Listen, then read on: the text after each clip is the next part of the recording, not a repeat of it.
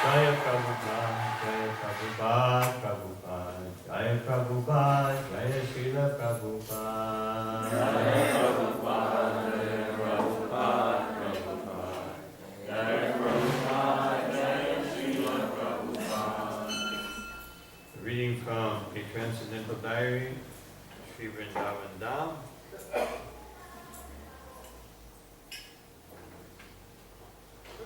Despite his workload, Prabhupada always adheres to his schedule.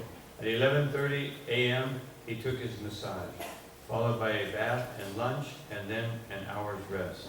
I've never seen anyone sleep as little as Srila Prabhupada, about 3 to 4 hours total, yet he never shows any sign of fatigue. When he woke up around 4 p.m., Kishori Dasi placed a freshly made garland around his neck, dabbed some fresh ground sandalwood paste on his forehead and temples, and offered him some fresh juice. He then sat at his desk to receive visitors. At 5 p.m., his doors opened for darshan. A steady flow of curious and respectful people, 50 or 60 at a time, continuously packed his room either to sit and watch or to ask questions. He sometimes talked specifically with a particular visitor, not minding if the other 50 listened in. And at other times he spoke generally to all. I was posted at the door to give out pera, a milk sweet that is a Vrindavan specialty. Prabhupada is particularly insistent that all visitors receive some Krishna Prasad, a tangible offering for their spiritual advancement. A discussion of philosophy may be easily forgotten, but prasadam will always act to purify. Prasadam distribution is also in accordance with the Vedic etiquette, that a guest must always be offered a place to sit and a little refreshment, no matter who they may be. Thus, as always, Srila Prabhupada was the perfect host. At 6:30 p.m., the temple conch shell and bells announced evening arti. The darshan was concluded, and Srila Prabhupada sent the devotees and guests over to the temple to chant and see the deities. Relaxing for a while, he spent the rest of the evening discussing philosophy and matters of practical management, giving advice to his managers, and sometimes sitting quietly chanting.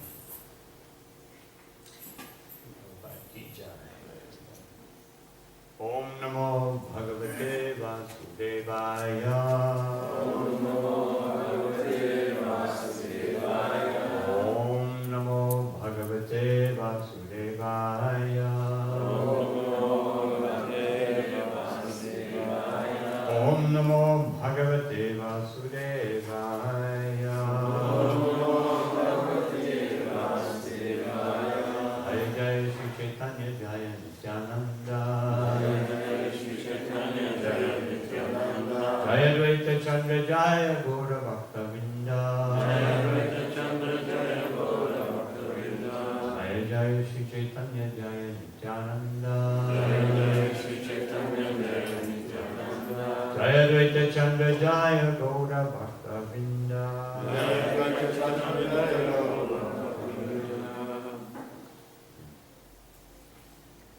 Reading from Sri Chaitanya Charitamrita.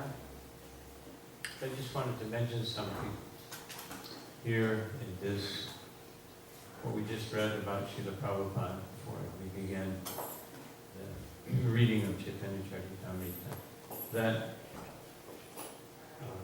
something related to our movement here, that Srila Prabhupada, as it says, he would get 50 to 60 guests a day. Of course, we're not Prabhupada, but we have to strive to follow in Srila Prabhupada's footsteps and bring new people to Krishna consciousness. So our program is very much tailored to the Hindu community, which of course is a natural target. But it's interesting that Srila Prabhupada in Africa and here, he wrote a letter respectively to, I can't remember who he wrote to in Africa, and he spoke many times. Because the devotees were preaching mostly to the Indian community. And Prabhupada said, what about the locals? And when Chitsukananda Prabhu was here, Prabhupada wrote him a letter also saying, preach to the locals. Of course, he explained that locals are half the population from Hindu background. But still, Prabhupada insisted that what about the other half? So many times I've mentioned this, that we have to try to present Krishna consciousness scientifically. Just like I spoke yesterday, from something that Srila Prabhupada said, that this is not a religious movement, it is a scientific philosophy. And then he gave the example of Dehinushvinyatarehe Kumaram Yamaram, that this is a scientific phenomenon that occurs everywhere. Otherwise, it's not something that has to do with India or Hinduism, Christianity, Islam, or anything else. It is simply understanding that the science of the soul. So we have to be very careful to not only just our preaching, but our whole presentation, our Harinam, and everything we do, every outreach program we do, which of course we need to do more of. Because I've seen recently that the majority of the people, they're coming from just like family, friends, relatives, we're not reaching out to a public, to the general public as much as we should be. So we have to try to structure our movement. Srila Prabhupada, Giriraj Maharaj told me many years ago that Prabhupada told him and Gopal Krishna Maharaj, and in the beginning, before there was a Juhu temple, before there was a Delhi temple, of course the Delhi temple came after Prabhupada's, the big temple came after Prabhupada's disappearance. But Prabhupada said that I want a big hall. He said, don't worry about making a big temple, make a big hall where people can come in and sit down with their shoes on and listen to philosophy. Prabhupada said, not a bell-ringing movement. Because Prabhupada knew that the tendency would be in India you can attract people by just some ceremonies and everything, but Prabhupada said, we want intelligent people who can understand philosophy, and that way our Krishna consciousness movement will spread. So we have to take this here also. The tendency is sometimes we become a bell-ringing movement. Not that bell ringing is bad. It's how we greet the deity and how we signal that the deity is supreme. But for the general public and for new people, and nowadays the tendency in the whole world is to get away from religiosity. That religion has become stagnated and dogmatic. And this is a tendency everywhere, even in India, it's very much that way. And in India, I can see that our movement is pushing more and more to present Krishna consciousness in a different way. Even I suggested that in every one of the big cities, we should also have just a philosophy center, where there's no arti, not even no deities, and just for, more westernized Indians, Westerners, and people of other faiths, where they can come and study the philosophy of Krishna consciousness. So I hope that we can all take this very seriously and distribute more books. Now we're in the Christmas marathon. Srila Prabhupada said Christmas marathon. Originally it was 10 days before Christmas. So now we're 9 days, what's today? 16th, so 9 days before. So if everyone can try to buy some books, and even if it's 10 books, or try to do one a day, multiple vitamins, one a day, spiritual vitamin, because by doing Sankirtan, giving out a book, even if you don't ask for a donation, but it makes our own Krishna consciousness very solid and very strong. Otherwise, if it's just based on coming and doing something that's pre-digested, then our tendency is not to advance. We become too wrapped up in our own lives. Just like I noticed many times, many of our new people are not trained at all. Many of them, come, and even some of them, even initiated, they come to me and say, Prabhu, of course, I would aspire to be a servant, and if someone said Prabhu, I would take it as a great.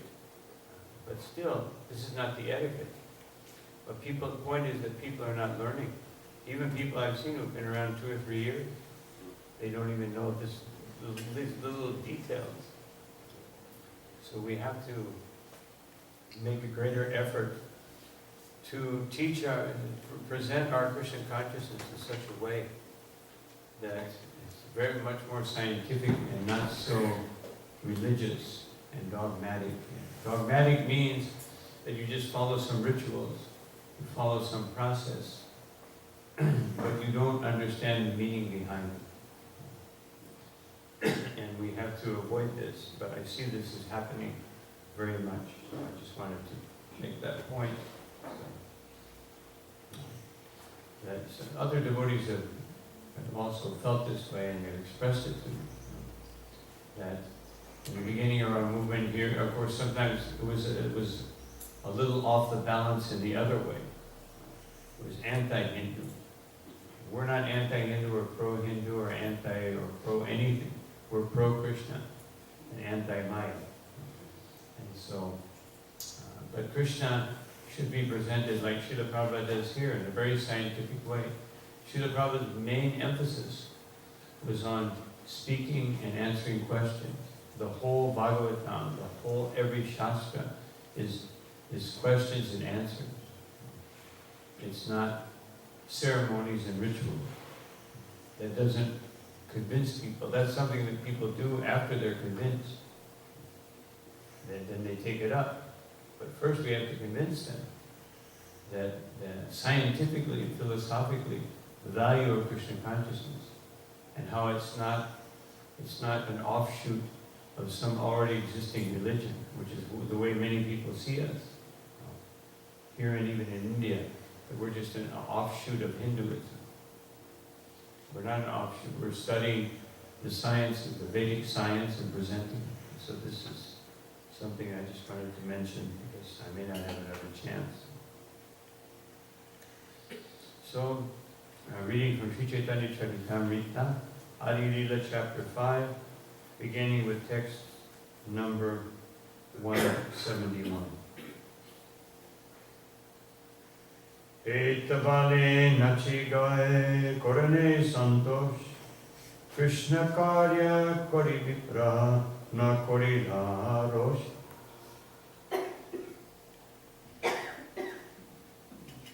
Translation and purport by Srila Prabhupada. This is a very important part of this. I don't know, I think, I'll read this verse since we just recited it. After saying this, he danced and sang to his heart's content.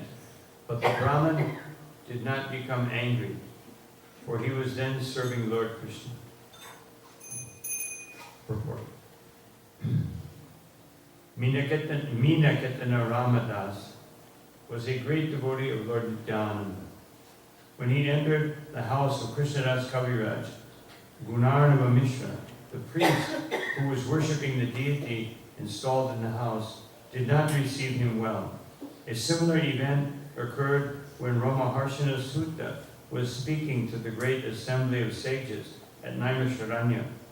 Lord Baladev entered that great assembly. But since Ramaharshana Sutta was on the Vyasasana, he did not get down to offer respect to Lord Baladev. The behavior of Gunarnava Mishra indicated that he had no great respect for Lord Nityananda, and this idea was not at all palatable to Mina Ketana Ramadas. For this reason, the mentality of Mina Kirtana Ramadasa is never deprecated by devotees. I'm just going to go back a little bit because maybe many of you weren't here for the last reading of this. So, Mina Kirtana Ramadasa was a great devotee of Lord Ramachandra.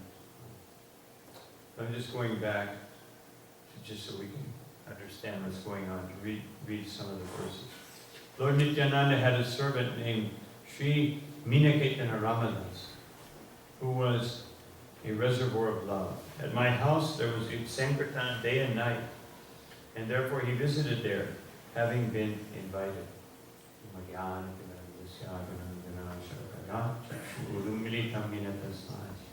Sri Gurave Namaha Shri Chaitanya Mano Vishnu Statitam Yeda Bhuttale Swayam Nukokada Mahyam Tisha Vadanti Kam Namo Om Vishnu Padaya Krishna Krishnaya Bhuttale Srimati Bhakti Vedanta Swami Namaste Saraswati Devi Gaudavani Prachari Nirmiri Visheshan Shunyavati Pasyata Visitari Jai Shri Krishna Chaitanya Prabhu Nityananda Sri Advaita Gadadhar Shivashani Gaudavakta Hare Krishna, Krishna Krishna, Hare Hare, Hare Rama, Rama Rama, Hare Hare.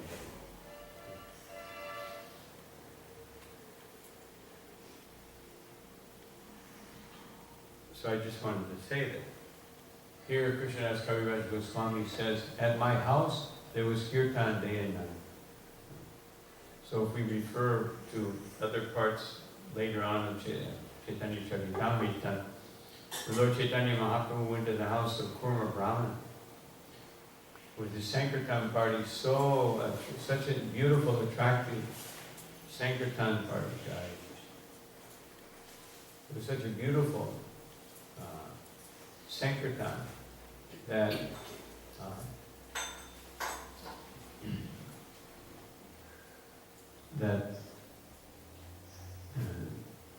Kurma Brahman, he wanted to join Lord Chaitanya's kirtan, and join his traveling, for the people traveling with him.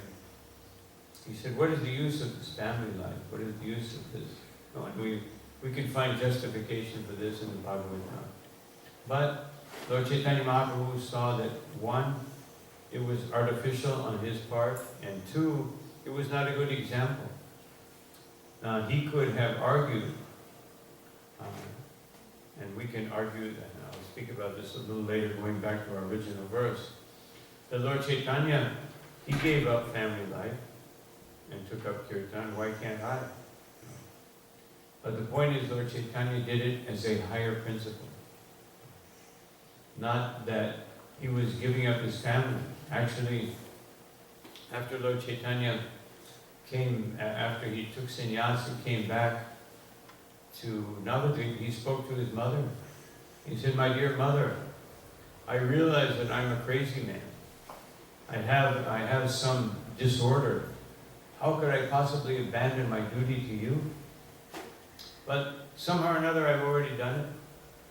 So please tell me where I can go that will be satisfactory for you. Of course I can't stay here, but you, on your order, I will go wherever you order me to go. And that's where I will execute my devotional service. And of course, Mother Sachi was in favor of Jagannath Puri because it wasn't so far away. And although she never went to Jagannath Puri, but she could regularly get news from the devotees who were going to Jagannath. Lord Chaitanya would have gone to South India. Now we can go to South India in 2 or 3 hours, but at that time it took months.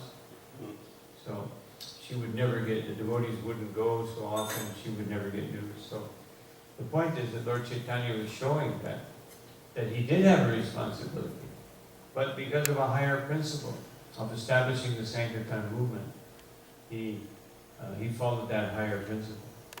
So Lord Chaitanya told Kurma Brahmana the famous verse, Jaridakatari Kaha Krishnu Padeshna, Maragaya Guru Hanyataga Edesh, that you should stay in your house and do what is happening here.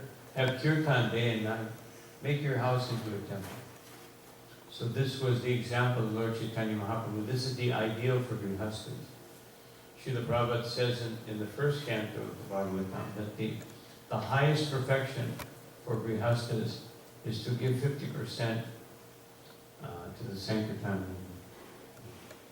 And so, we can see that the duty in each ashram is very different. But the duty of a grihasta, vanaprastha, sannyas, and everything is to participate in the Sankirtan movement. And therefore we see here that Krishnadas Kaviraj, and this was of course before, he's living in his house, he's not, he hasn't taken up a life of a vow of renunciation yet there was Sankirtan day and night. So this is a Sankirtan movement, and we should also have Sankirtan day and night. If you can't do it day and night, because maybe your family's not that big, but you could have different members of the family doing kirtan at different times. But then we look at the example of Srila Prabhupada. His family, their little neighborhood, they had the Govinda deity. And when his sister, finally her marriage didn't work, first she got married and her husband was very materialistic and ate fish and sometimes ate goat. And she had to cook for him, and she did. But she would never partake of it. And for some time, the husband became very compassionate, seeing her devotion, and he stopped eating it. But then he started up again, and then he just left her because he wanted to be a materialist. And what did she do? She went to she went back to the family deity and worshipped it for the rest of her life. That's how dedicated she was. So this level of dedication to the Sankirtan movement is very much needed because it will give us the strength to grow in Krishna consciousness. Otherwise, the point is, Kirtaniya Sada Hari. We have to mold our lives in such a way that we're always engaged in Sankirtan, one way or another. Either by our preaching, our chanting, our mentality, everything. Even if one's working, one should be thinking, how can I spread this Krishna consciousness movement? And this is what will help us advance in Krishna consciousness. Absorbed in emotional love, he sat in my courtyard, and all the Vaishnavas bowed down to his feet. In a joyful mood of love of Godhead, he sometimes climbed upon the shoulder of someone offering obeisances, and sometimes he struck others with his flute, or mildly slapped them. Of course, as I said yesterday, Krishna doesn't strike anyone with his flute, but Meena Ketan and Ramadas, he did. Just like Abhiram Thakur.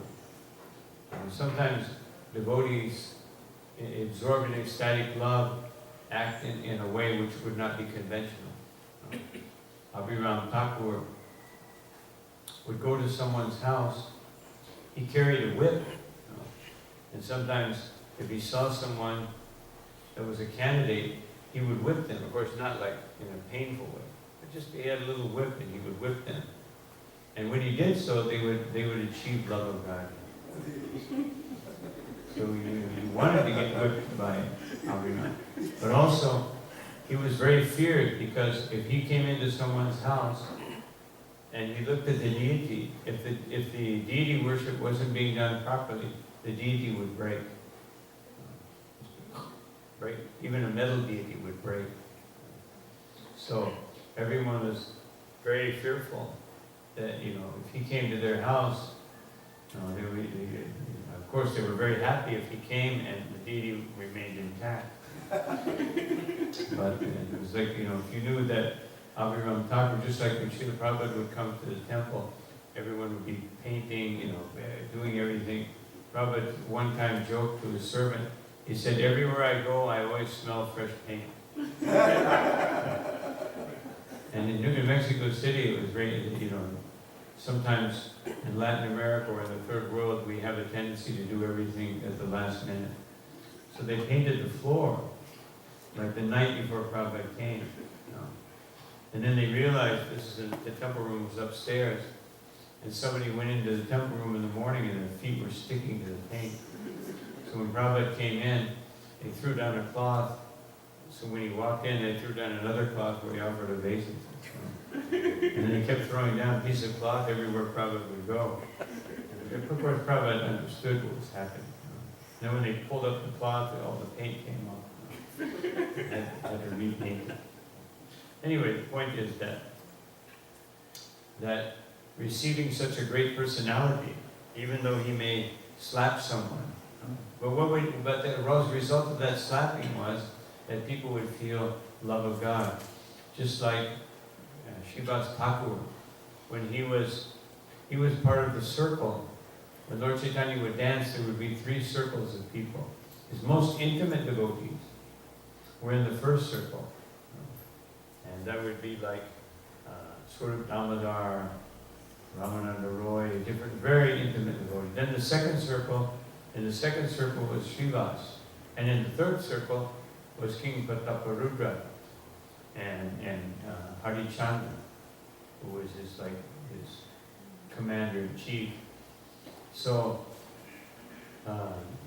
Srivas, he was a little tall, and Prataparudra was not so tall.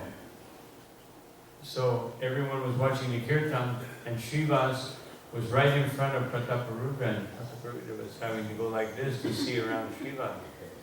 So Harichandran, he tapped him on the shoulder like this. Here's the king. But in the Vaishnava circles, king is not, not a very big position. And so Srivas would go like this, showing him, I'm not very happy. And then he did it again. And then the third time he did it, he turned around and slapped Harichandra. Because he's interrupting my vision of Lord Chaitanya. As we say in the Damodar Astakam, Idam te vapur, not the Gopala Bala. No. I just want to have this vision of Bala Gopala. And so Harichandra was a little upset. And Prataparudra said, you should be very happy. I wish that I could also be slapped by Rishi. And of course, at one point, Nityananda Prabhu, he became a little upset with, what's his name? Can't think of his name right now. The one who organized all the Prajashi Prabhu, the one who organized all the pilgrimages to Shivananda Saint. He became angry at Shivananda Saint, and he kicked him in the stomach. And he became blissful. He said, what kind of arrangements are you making here? That people are not getting the proper place to stay. There's not proper prasadam. Although everything was very proper, but Nityananda was, and so, because Nityananda arrived a little bit early before everything was all set up, so he kicked him, and then he said, may your children die. And his wife became upset, and he said, no, I'm very happy that I've been touched by the lotus feet of Nityananda. And if by his desire our children will die, then that will be their greatest blessing, their greatest benediction. So these things this is Lila. But the point is that sometimes the spiritual master or senior Vaishnavas will chastise us. But we should take that chastisement just like a slap from Veena Kirtana Ramadan, or like a kick from Nityananda Prabhu, or like a slap from Srivas Thakur. It is for our benefit. It is a blessing, and we should be very happy to receive such things. Not that we get angry and frustrated because things don't go our way. Whenever we want things to go our way, Many of you young, others will know there was a great singer in the U.S., Frank Sinatra, and his most famous song was "I'll Do It My Way." You know? So this is our present materialistic mentality. Let me do it my way, but actually we want to do it Krishna's way. That is the perfection of spiritual life. Sometimes there were eruptions of ecstasy, like the kadamba flowers, on some parts of his body, and sometimes one limb would be stunned while another would be trembling.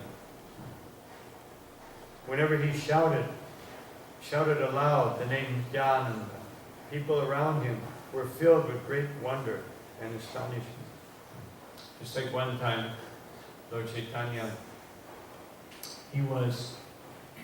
all of a sudden he started saying, Pundarika, Pundarika, Pundarika. And so everyone was wondering, who is this Pundarika? Is he talking about Krishna? That's the name of Krishna. And so they couldn't understand. He said, what is this Pundarika? And Lord Chaitanya said, soon you will find out. But because he will be coming to Navadvip. He is my father. Because Pundarika was an incarnation of Vrishabhanu. And of course, Lord Chaitanya in the mood of Radharani saw him as his father. So he said, he is the greatest devotee, but none of you will recognize him. None of you will understand who he is, because Pundarika had become very wealthy. And the reason he accumulated wealth was so that he would not be recognized as a devotee. Because he was thinking, if people see me as a devotee, then I will become puffed up and think that I am a devotee, when I am simply an aspiring devotee. He was so dedicated to Ganga Devi, he would never enter into the Ganga. Because he was thinking, how can I touch Ganga Devi with my feet? And he would cry. Every day he went to the Ganga, he would cry to see people washing their clothes in the Ganga, or doing other things, or bathing in the Ganga without proper respect. Such a great devotee. And of course, his position was revealed by Mukunda, who took Gadadhar to see him, and where Gadadhar couldn't recognize his spiritual qualities at first. And then when he went into ecstasy for 8 hours, Gadadhar begged to be his disciple. He said, by serving you this lifetime, maybe my offense against you will be mitigated. Just see how Gadadhar teaches that. You know, nowadays it's become popular, if you offend someone, you just do some little mudra. It's all over with. Especially in India, that's popular. Right? Somebody bumps into you in the kirtan, just do some little mudra. But actually, Gadadhar said, let me serve you for the rest of my life, and maybe this Vaishnava aparad will be mitigated. So this is the mentality of a real devotee. And sometimes when we see these examples, we should understand how far I have to go to become a real Vaishnava. Not that, well, I've been around for 10 years, or 15 years, or 20 years, or 30 years, or 40 years, whatever. That's nothing. We may still be very much on the neophyte platform. One respectable Brahmin named Sri Gunarnava Mishra was serving the deity. When Miniketana was seated in the yard, this Brahmana did not offer him respect. Seeing this, Sri Ramadasa became angry and spoke. Here I find the second Romaharsana Sutta, who did not stand to show honor when he saw Lord Balaram. So one may think, well, it seems like Miniketana is very puffed up. He's thinking that someone should offer honor to me. He's got the wrong mentality. No? Because Miniketana was representing Lord Nityananda. He was not angry because they didn't offer respect to him. But he could understand that Nityananda Prabhu, who is the incarnation of Balaram, was present by his Shakti which is manifested in the body of Minaketa. Just like there were devotees who would become totally empowered by Lord Chaitanya. And they would actually, Lord Chaitanya would be manifest in their bodies. And so, it wasn't, so therefore Lord Chaitanya was present. So, Minaketana was so dedicated to Balaram and to Nityananda that he was a cowherd boy in Krishna Lila. So, when he saw this, he could see this person is simply interested in rituals and doesn't understand the essence of Krishna consciousness. And this is what I spoke about, the higher principle. Lord Chaitanya didn't want to leave his young wife and didn't want to leave his aged, elderly mother. But by the higher principle, he took the higher principle. And so we also, in Krishna consciousness, we always have to obey the higher principle. And that higher principle sometimes is not always understood. The higher principle is always dictated by Vaishnava etiquette. Vaishnava etiquette is always a higher principle than following a Vedic custom. It's like someone the other day told me that I can't come to the temple because there was a death in the family. I said, no, that's a Vedic principle. Just like Srila Prabhupada said, and of course we see this in Nectar of Devotion, that Rupa Goswami said that if you see a dead body, you have to wait so many days, I can't remember the amount of days, but before you go see the deity. But the higher principle is, if a Vaishnava is speaking, and one can hear and make spiritual advancement, it's a higher principle to come and hear than to follow a ritual. So the higher principle is Vaishnava etiquette, the highest principle. Vaishnava is beyond Vedic, which of course was revealed by Krishna, and what to speak of Lord Chaitanya. Traigunya Vishaya Veda Nistraigunya Bhavarajana. Krishna says, be careful with the Vedas. They don't always represent the highest principle. Even when Lord Chaitanya began to reveal his identity as the Supreme Personality of Godhead, the second revelation was in the house of Murari Gupta, when he saw a pig herder, and the pig herder said Varaha, and when he heard that, he began to yell Varaha, Varaha, Varaha, and he ran into the house of and he ran into Murari Gupta's house, and he went up to the altar, and there was a water pot there, and he picked up the water pot and put it on his head, and then he transformed into Lord Varahadev, and he had the water pot on the top of his tusk, and Murari was totally bewildered. And then he said, Murari, offer me some prayers. And Murari said, my Lord, even the Vedas cannot describe your glory sufficiently. How can I offer you some prayers? And Lord Chaitanya said, don't speak to me about the Vedas. They simply are trying to cut off my arms and my legs.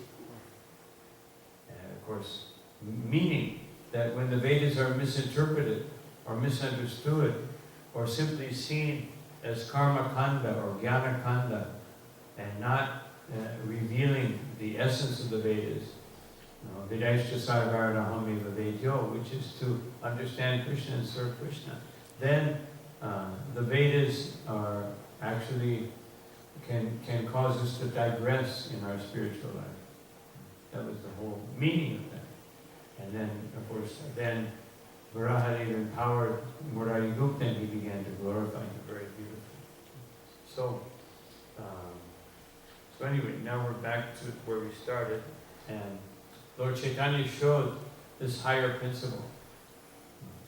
That the highest principle Just like when Lord Chaitanya was revealing himself to all the devotees in his Mahapraharana Lila, 21 hours of revealing himself to different devotees in his original form and relationship of that devotee. When it came, then Shiva said, my Lord, now please give Krishna Prem to Mother Sachi Devi. He said, I cannot do that. What? Mother Sachi? No. She has committed an offense against the Advaitacharya. And Shiva's practically, although this is Lord Chaitanya Mahaprabhu, Shiva said, certainly my Lord, this is a bad joke. This is a very, very ill-conceived joke that you're playing. Mother, she is our mother. She is the greatest personality. And he said, no, she has committed an offense against Advaitacharya. I cannot do that. So they went to get Advaitacharya, and when he heard it, he said, she is Mother Yashoda. She is not different from Yashoda Devi. She is the... And we began to speak of her glories. He fell unconscious, and Mother Sachi went up and grabbed his feet and put them on her head. And then Lord Chaitanya said, now I can give her love of God. Now I can give it. Previously I could not give it. But now, because this higher principle, the higher principle is that we should not commit Vaishnava aparadha. And once that was mitigated, then Lord Chaitanya was very happy. Of course, Mother Sachi was absorbed in love of God, but this is just a pastime to illustrate this higher principle. So we have to learn how to identify the higher principle. And generally speaking, as long as we're conditioned, we may not be able to see it so clearly. So we have to hear from others. What is the highest principle? What is the best way that I can advance the Krishna consciousness? Generally that will not occur to us, because in our conditioned state, we're thinking, how will I be comfortable? How will I get ahead? How will I maintain my material existence? So we don't always, our inclination is not always to the highest principle. So going on, at the end of the festival, Meenakitana Ramadas went away, offering his blessings to everyone. At that time, he had some controversy with my brother. So sometimes a devotee may seem to act in such a way, just like sometimes people would see Srila Prabhupada, and he would be angry. One time, one Mayavadi came to see Srila Prabhupada in Delhi, and so Prabhupada started yelling at him. He wouldn't let him speak. And so he said, why are you so angry? And Srila Prabhupada said, because you were a fool and a rascal. And he just shut up. Prabhupada yelled at him a little more and he went away. So he could not identify it. Just like in the New York Rath Yatra in 1976, one man saw Srila Prabhupada come up in a Rolls Royce. That year they rented a Rolls Royce for Prabhupada to come. And so the man was, Prabhupada could see the man was criticizing, but we were at a distance. So Prabhupada called the devotee over to whom the man was speaking. He said, what is he saying? He said, Prabhupada, he's saying, how can a sadhu, a saintly person, ride in such an opulent vehicle? And Prabhupada said, you tell him that if he gives up sex life, he can come and ride with me. And the devotee went back and told him that. And the man just kind of walked away. So this is how a devotee sometimes they respond in an unconventional way. But because they're illustrating this higher principle. But the higher principle is that if someone is doing things wrong, then anger must be used. It's like any father or mother, when their child is not acting properly, they will use anger. But anger conceived out of love. Even when Srila Prabhupada was chastising the Mayavadi, he did it many times. Many times. He would become very upset at the Mayavadi. And so, sometimes even devotees would be a little bewildered that how can Prabhupada become so angry? Or sometimes he'd become angry with a devotee. Just like when Prabhupada was in Mexico, one devotee, the leader, and I'll say who it was because it was Panchadhavita Swami. So he did something, Prabhupada didn't like it, Prabhupada yelled at him, right in the middle of the class, which generally Prabhupada didn't do. But he was so upset that he yelled at him. And every time he would, for 2 days, every time Prabhupada saw him, he would look at him kind of scornfully. And when he was yelling at him, his lips were, sometimes Prabhupada would become so upset that people were doing things wrong. And the worst thing you could do with Prabhupada, the two worst things, is after he corrected you once or twice, make the same mistake. That was unacceptable. And the other thing that was unacceptable, totally unacceptable to Srila Prabhupada, was when you tried to justify your mistake. Right? And some devotees would say, but Prabhupada didn't, but I don't. And his lips would quiver. Because he's upset that a devotee is not understanding the meaning of humility and the necessity of humility and being submissive to the spiritual master, instead of trying to defend oneself and offer excuses, just like we do that so many times. Everybody's trying to defend themselves and make sure that everyone understands that I'm always right. And when you do that, then humility and tolerance and all the good qualities go out the window. So, Prabhupada was very, very, he didn't care who was watching or what was happening. If someone had to be chastised, Prabhupada would do it. My brother had firm faith in Lord Chaitanya, but only a dim glimmer of faith in Lord Nityananda. Knowing this, Sri Ramadas felt unhappy in his mind. Then I rebuked my brother.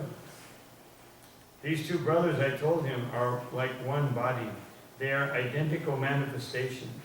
If you do not believe in Lord Nityananda, you will fall down. If you have faith in one, but disrespect the other, your logic is like the logic of accepting half a hen. It would be better to be an atheist by slighting both brothers than a hypocrite by believing in one and slighting the other. Thus, Sri Ramadas broke his flute in anger and went away. And at that time, my brother fell down. I have thus described the power of the servants of Lord Nityananda. Now I shall describe another characteristic of his mercy.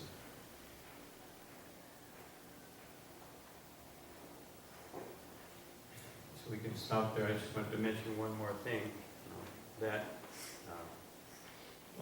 based on what's being said here, later on, and I mentioned this yesterday, but most of you weren't here, so that I'm speaking about Jarasandha, that Jarasandha he worshipped Lord Vishnu. It's stated by Krishnadas Kaviraj that he worshipped Lord Vishnu, but because he didn't understand who is Krishna. Because Krishnadas Kaviraj was giving the example, if you worship Krishna but you don't worship Lord Chaitanya, or you worship Lord Chaitanya but you don't worship Krishna, then you will fall down. You're a demon. He said that you're a demon, you're an atheist, you're an asura. And so,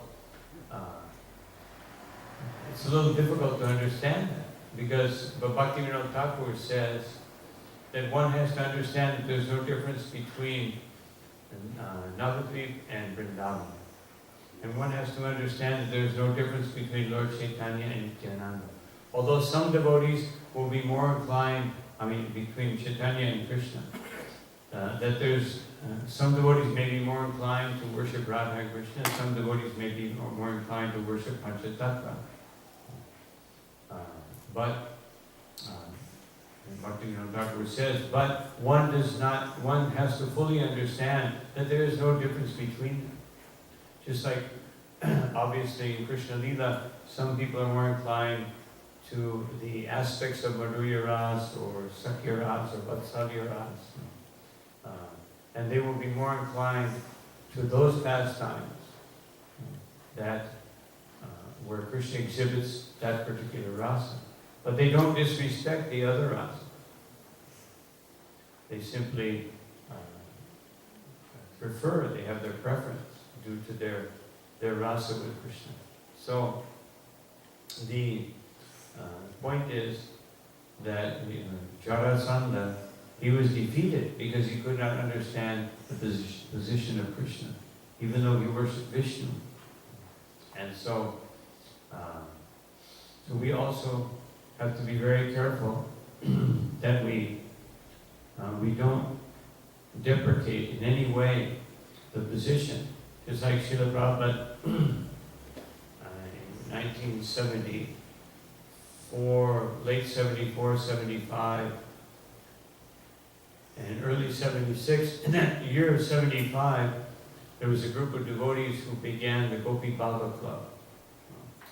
And because Chaitanya Charitamrita had just come out, and they were reading the 4th chapter of Adi Lila and the 8th chapter of Madhya Lila, which are very intimate, have very intimate descriptions of Srimati Radharani, the gopis, Krishna, the gopis, etc. And they began to say that, we don't really need to read Bhagavad Gita, because, that's for beginners. So even Baladev Vibhushan, in his introduction to Bhagavad Gita, which is very interesting, that if you read that introduction, you can see how Prabhupada took his introduction just from that particular introduction, with a few other things from Vishwanath Chakravarti Thakur's introduction. In other words, Srila Prabhupada is not distinguished by doing something different from the Acharyas. Rather, he is distinguished by perfectly following the Acharyas. He was very careful to follow Baladev in the Bhagavad Gita, and to follow it's very clear that he took about 80% of the essence of his purports from Vishwanath Chakravarti Thakur in the Bhagavatam. So this is the characteristic of a pure devotee. The characteristic is, as Srila Prabhupada said again and again, what does it mean to be guru or acharya? Prabhupada said, not a very big thing. You simply follow. You don't add or subtract.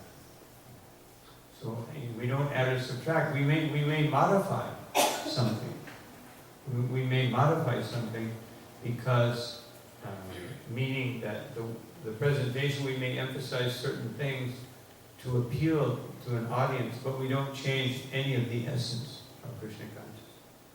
So these are very important principles, which are illustrated here in these pastimes. And by following these devotees, we can understand, especially it's dangerous because there's a tendency nowadays in the Krishna consciousness movement, the tendency is to design my own process.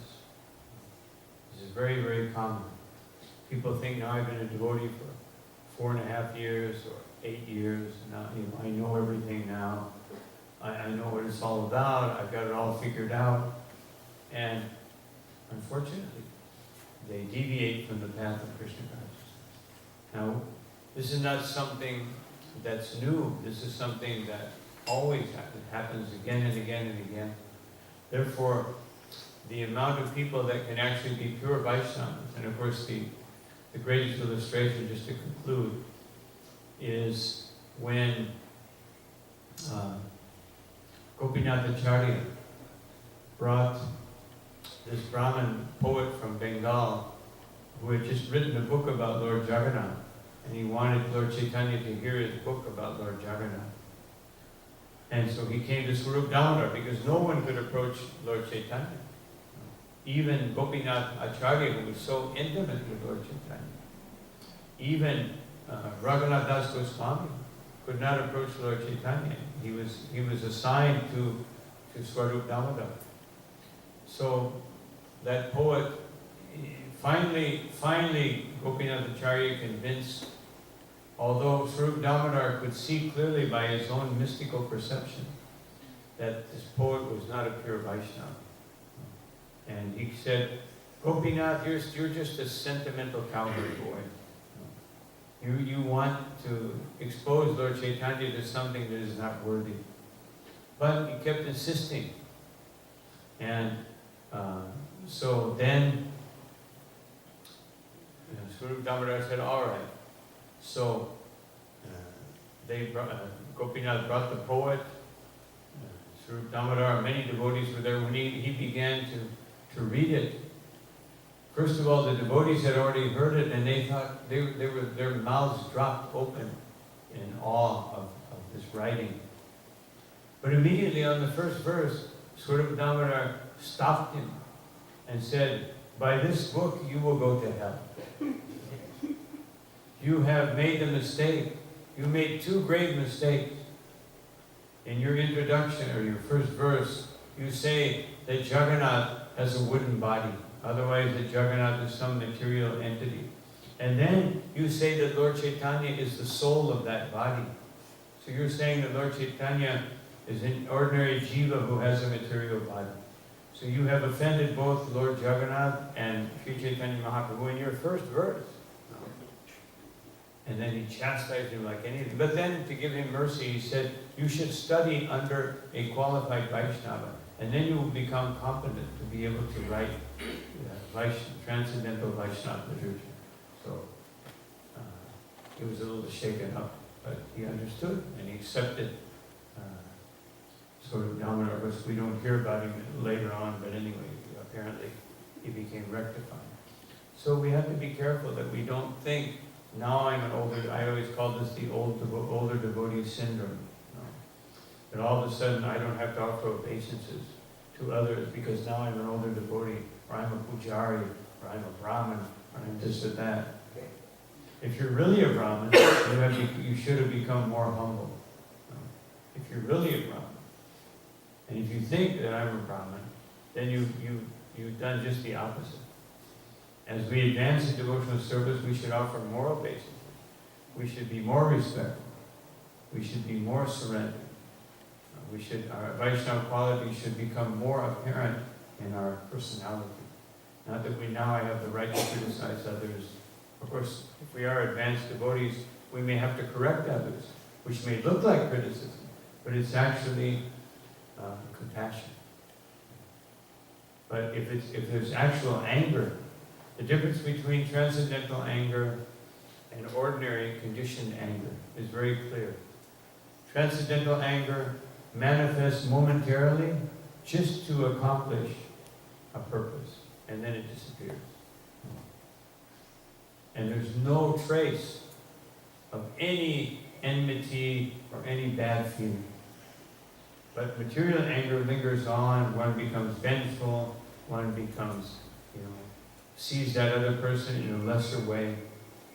And so this is the type of anger that's very dangerous, which is, like Krishna said, anger along with its birthplace, lust, are the greatest enemies of the living entity.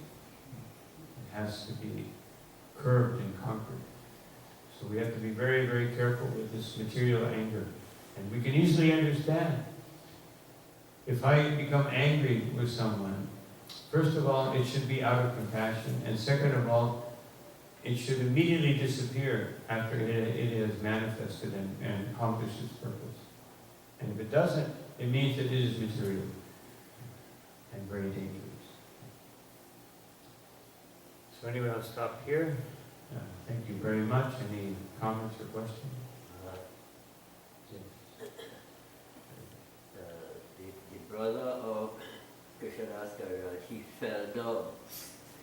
So, is it that the bad elephant offense means like his or his whatever devotion he had became? Well, it doesn't really describe the details of his fall down. But fall down could mean many things. But generally speaking, especially in this context, it means that he fell away from the process of devotional service. Because an offense against a Vaishnava and an offense against Nityananda Prabhu or a Vaishnava, as it's stated in Chaitanya Charitamrita and also Rupa Goswami, actually uproots the bhakti lata. So there's actually, a person can actually give up devotional service or stop practicing. It doesn't mean that because Krishna says, Swapamapyasya dharmashan, that this little bit of devotional service is never lost. But it can be uprooted, meaning that in this lifetime it may not manifest again. Maybe in the next life or 2 lives. So we have to be very careful with Vaishnava.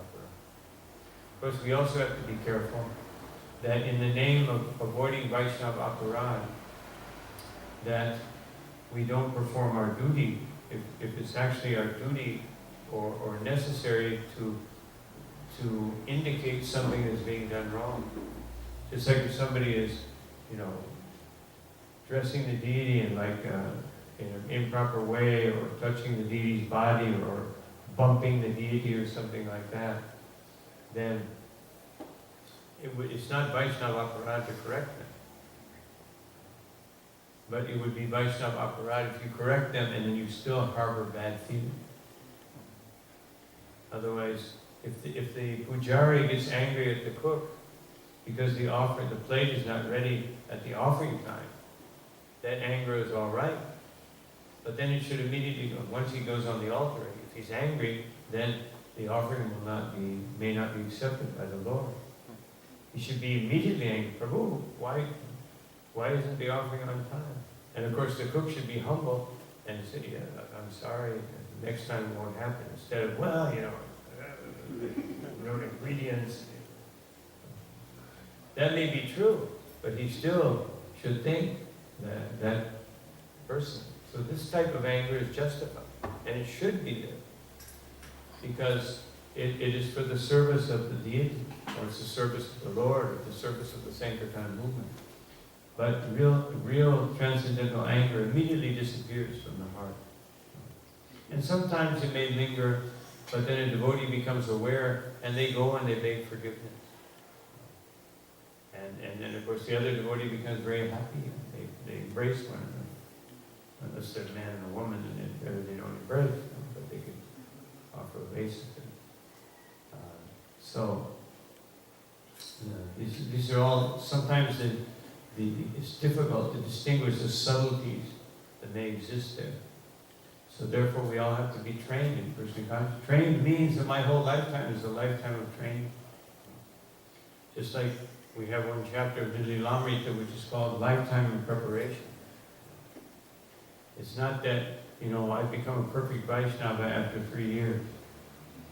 And therefore nobody can tell me anything, no one can correct me. But that sometimes happens. Not only sometimes, many times it happens. And then devotees deviate from the path of devotional service. Yes? I just want to get past just before you begin the class, you were mentioning something like devotees should be trained. But Yeah. like when I joined the movement in 1980, the government came into the temple. There were a lot of devotees, there were a lot of programs and so on. And we spent about 12 years in the temple. But today, you find see that much people, nobody basically, a few people may be in the temple. And most devotees live at home. And the concept that we are getting, or the devotees are getting, is like training means like go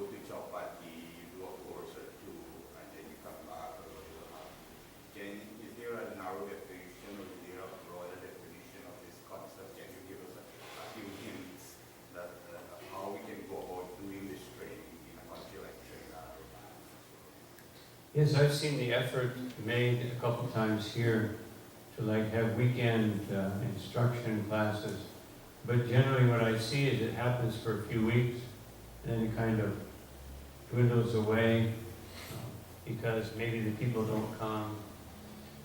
But because we're a congregational movement, like when you joined, and when many of us joined, we were more of an ashram movement, where really everybody lived in the ashram or came regularly. You had to come to the temple. If you didn't come to the temple, there was no such thing as, staying in your home and everything you do at your home. No, and still there's no such a thing.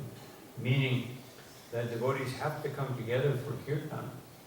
They have to come together to become enlivened by the association of Vaishnavas. Even if they don't like somebody, it doesn't matter.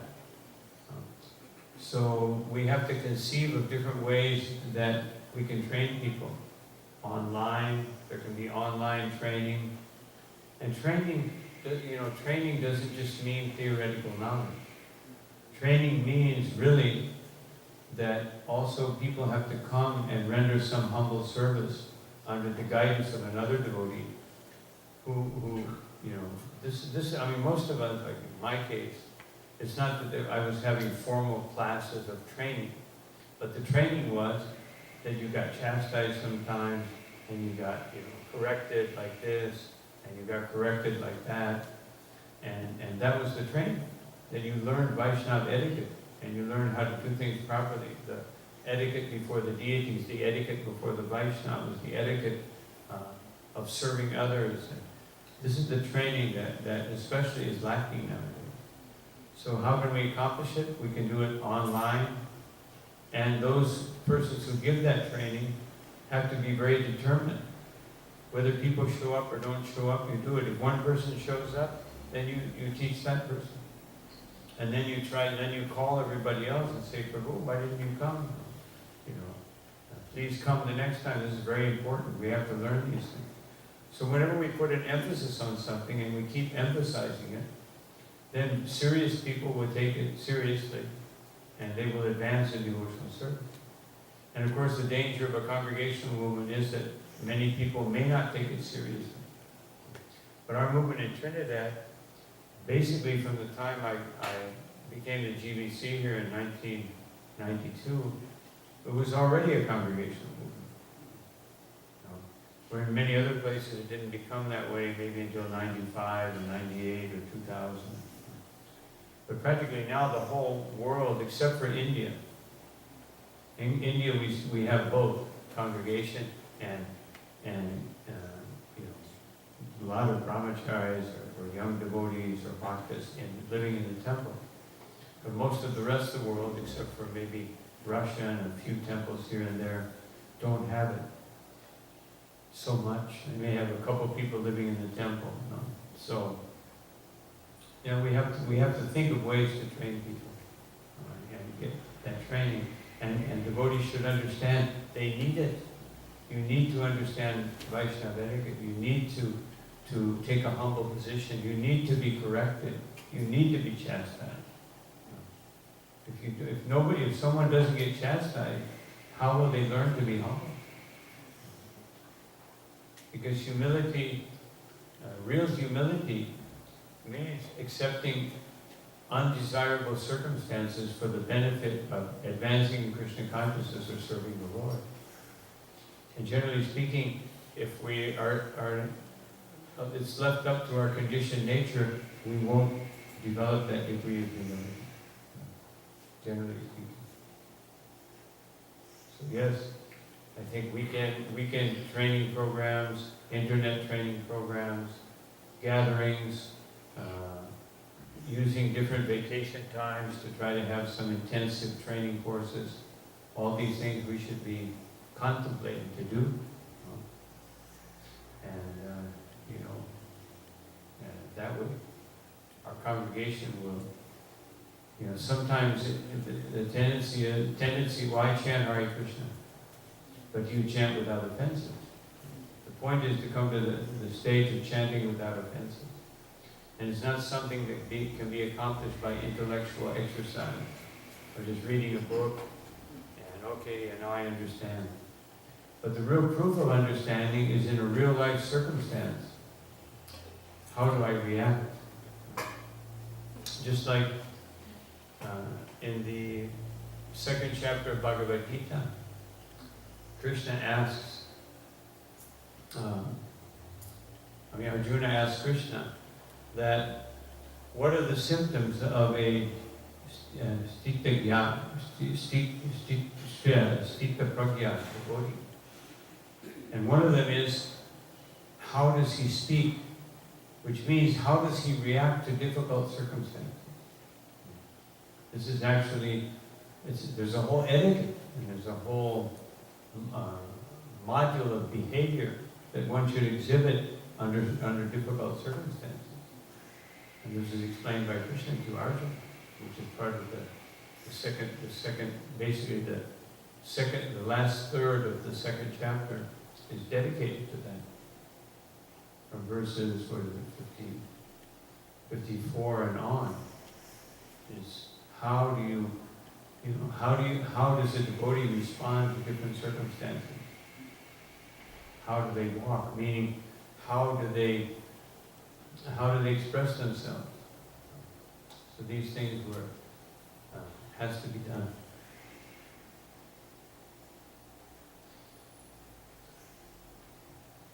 Yes. Anyway, here's a question. Hare Krishna Guru. Is there a difference with the reactions to offenses in the case of a devotee against karmic reactions or one who commits sinful activities in the case of a non-devotee? Is there a difference? Yeah, of course.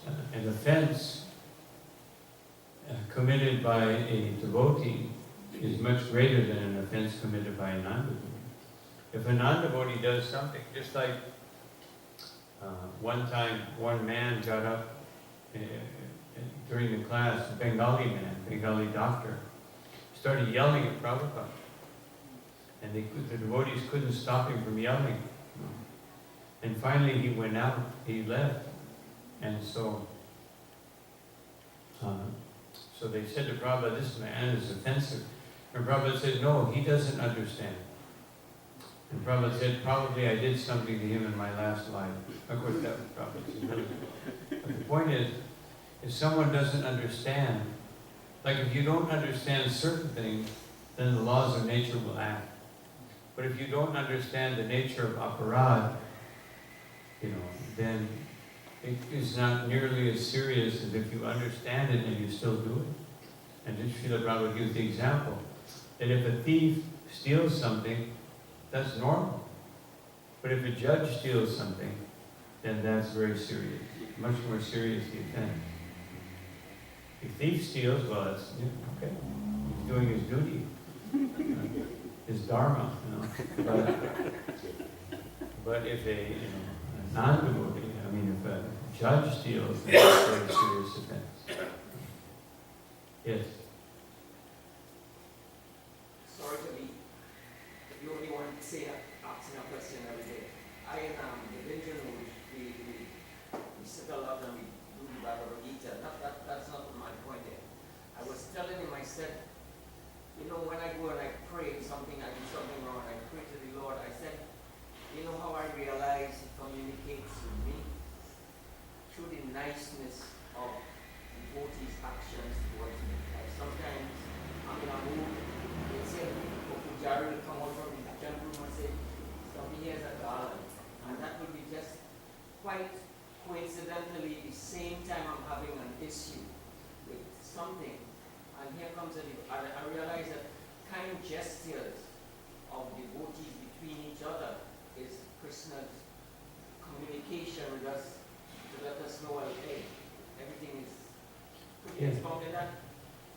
Yeah, sometimes also we have to be careful that we don't think that, chastisement is for young people.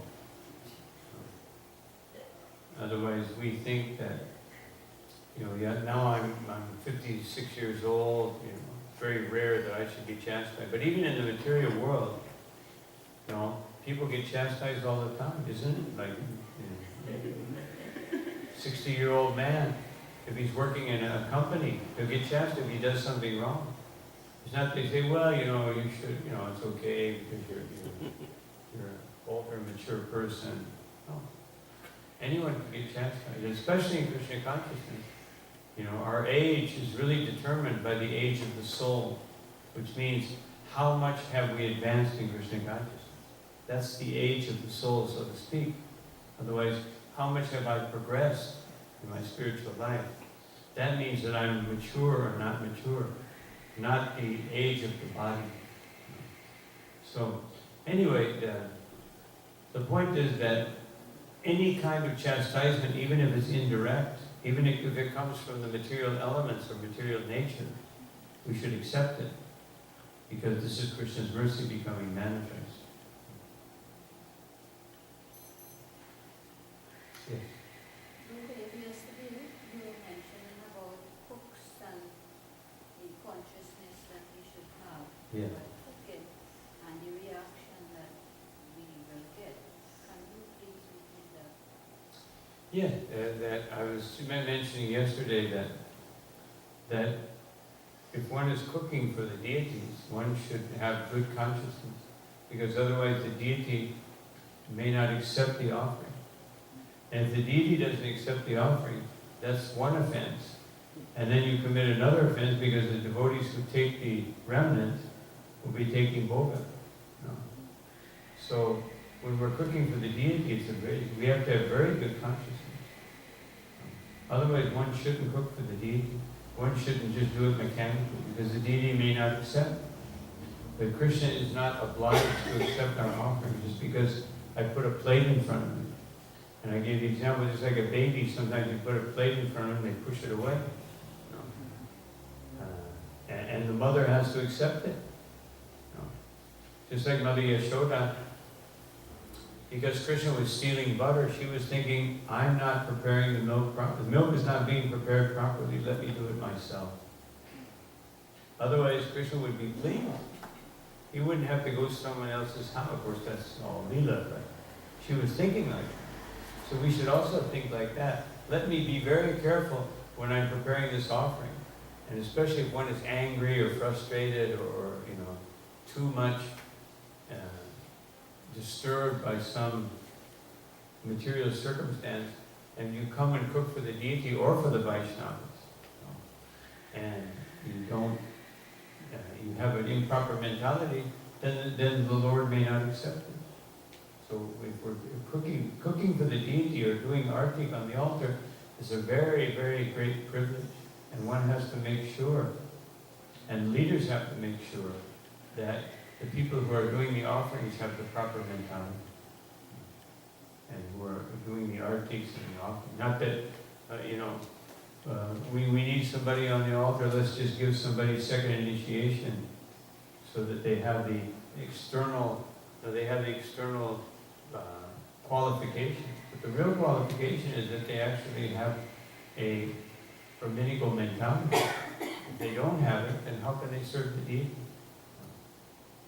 When I was serving the deity, when I was a bhakta, because Pujari got sick and there was only one Pujari, and I was the only one that, you know, I read a little bit about deity, so I wasn't even initiated. But I was, not that I wanted to do it, but I was forced to do it, because there was nobody else. And so, but that's not the best, obviously that's not, we're not going to do that here.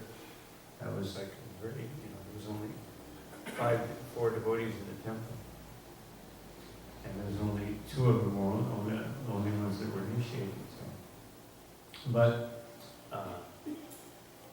yes, we should be very, very careful to be qualified to do these services. You know, we have to come up to the standard. Not that the deity has to come down to my standard.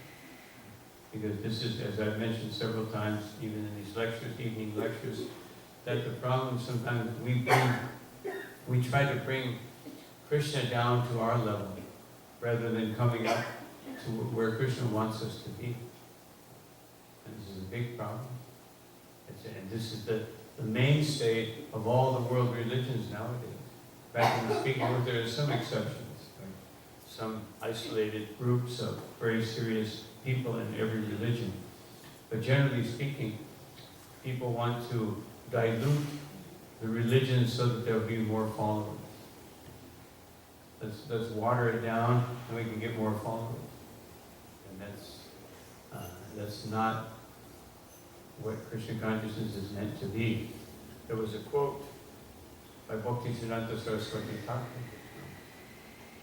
He said that even if everyone else goes away, I can't remember the whole quote, but it's basically something like that. I will still remain faithful to serving Krishna in the way that I have been instructed by my Guru Maharaj. So, and Bhaktivinoda Thakur said something similar. He said, even if every Vaishnava gives up Krishna consciousness, and I'm the only one left, I will not waver in my service to the Lord. Because somehow or another, like I remember when I was young, there was a movie that all of a sudden somebody got up in the morning and he was the only person on the planet. So even if that happens, like I'm the only Vaishnava left, everybody else went back to God, then I still remain very faithful to my service. But anyway, let's stop here. It's a little late.